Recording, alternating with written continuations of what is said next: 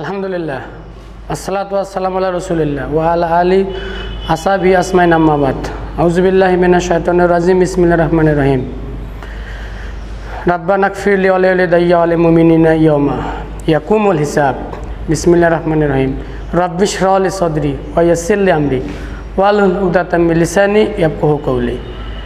My dear learners, I would like to welcome you by Islamic greetings.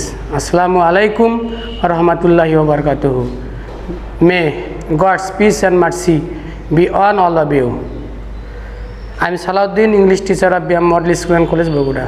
Today I will take the class for the student of class 4, and in this class I will discuss about question number 11.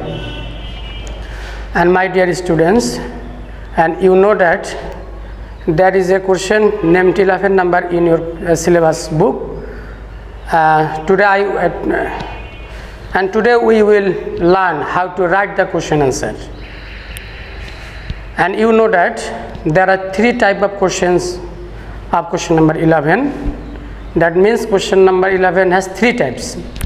Number 1, 5 sentence from 3 or 5 sentences, writing 5 sentences from 3 or 5 questions, and number 2, filling gaps using time, and number 3, writing 5 sentences from the schedule. And in this class I will discuss about schedule. And my dear students, look at the board and you can see a chart on the board, and this chart is called schedule. Schedule means the activities of a person who does it according to his routine. So at first we have to identify the subject, and you know that is if you want to write a sentence you have to find out subject. যদি তোমরা এই শিডিউলটা থেকে যে 5টা sentence যদি তোমরা লিখতে চাও তাহলে তোমাকে প্রথমে কি করতে হবে, সাবজেক্ট নির্ণয় করতে হবে। তো সাবজেক্ট নির্ণয় করার পর আমাদের ভার্বটাকে নির্ণয় করতে হবে, ভার্ব নির্ণয় করার পর আমাদের অবজেক্টটা লাগবে। তো hair is a schedule of shopkeeper, hair is a schedule of shopkeeper.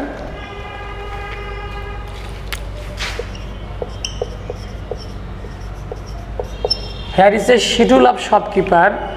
এখানে একটা দোকানদারের একটা কাজের তালিকা দেওয়া আছে। Write 5 sentence using the time, সময়গুলোকে ব্যবহার করে 5টা সেন্টেন্স লিখতে হবে। when he does these activities, যখন সে কাজগুলো করে। তো আমরা এখন আমাদের নির্ণয় করতে হবে যে এই শিডিউলটা আসলে কার schedule. here is a schedule of a shopkeeper, তার মানে এটা একটা শপকিপারের একটা শিডিউল।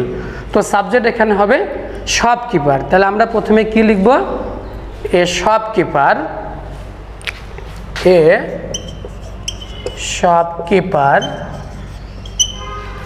সাবজেক্ট আমরা পেয়ে গেলাম শপকিপার। এখন আমাদের কি লাগবে, ভার্ব লাগবে। এখন দেখো এখানে আছে time of the hour 5 AM getting up from bed, 5:30 AM saying his prayer, 6 AM going for a walk, 7 AM having breakfast, 8 AM opening his shop. এটা time of the hour and name of the activities. তো name of the অ্যাক্টিভিটিসের মধ্যেই আমাদের verb আছে। তো getting up আছে, এটা gate থেকে গেটিং আপ, সে থেকে সেইং, গোয়িং থেকে গো, হ্যাভ থেকে হ্যাভিং, ওপেন থেকে opening.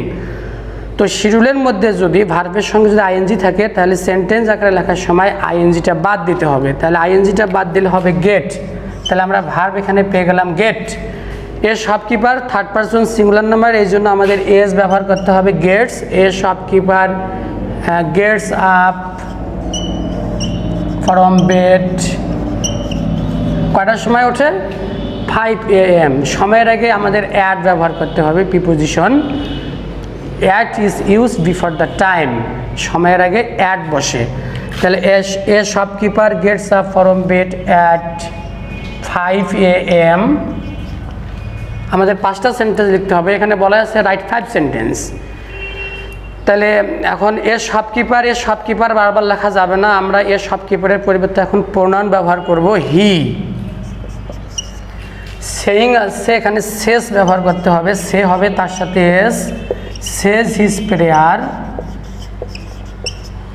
Sage his prayer at 5:30 AM।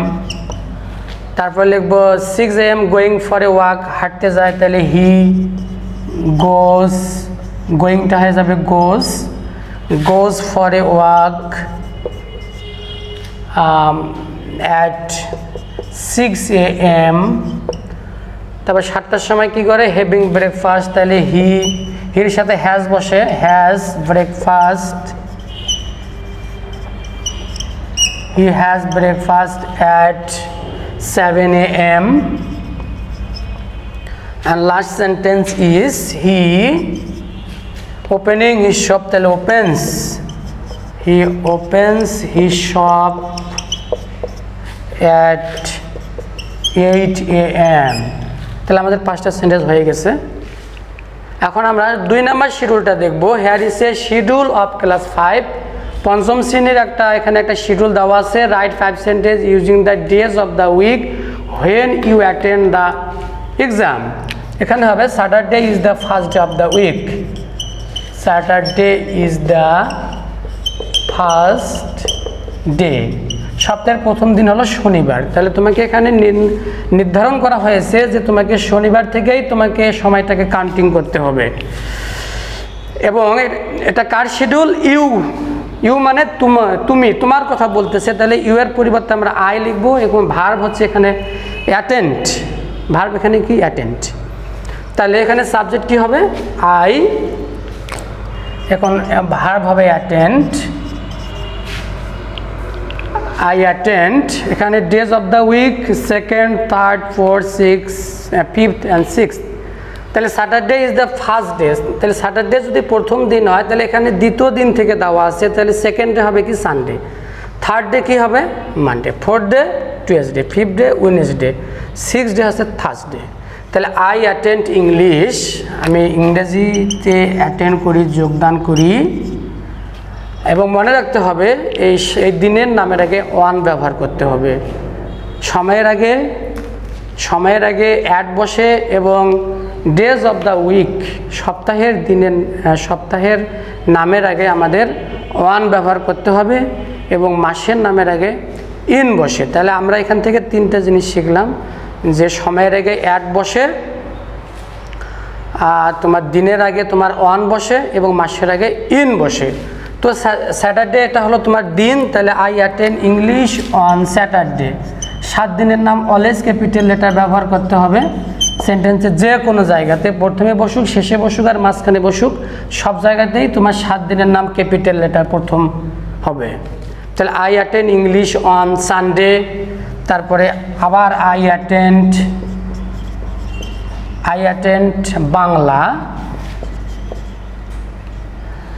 এখানে স্যাটারডে হবে না, 2nd ডে যেহেতু আছে এই জন্য আমাদের সানডে লিখতে হবে। তাহলে I attend English on Sunday, 2nd day থেকে এখানে বলা আছে, আর স্যাটারডে হচ্ছে ফার্স্ট ডে, তাহলে 2nd ডে হবে সানডে। তাহলে I attend English on Sunday, I attend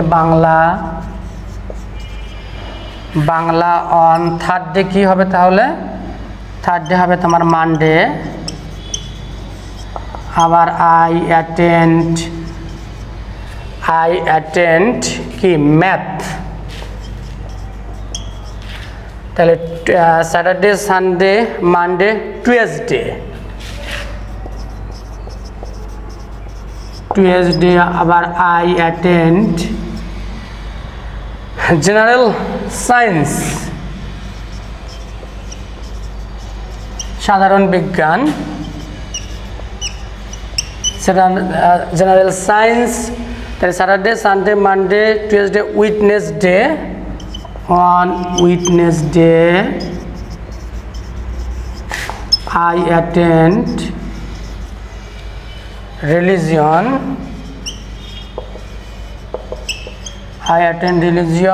on Saturday, Sunday, Monday, Tuesday, Wednesday, Thursday.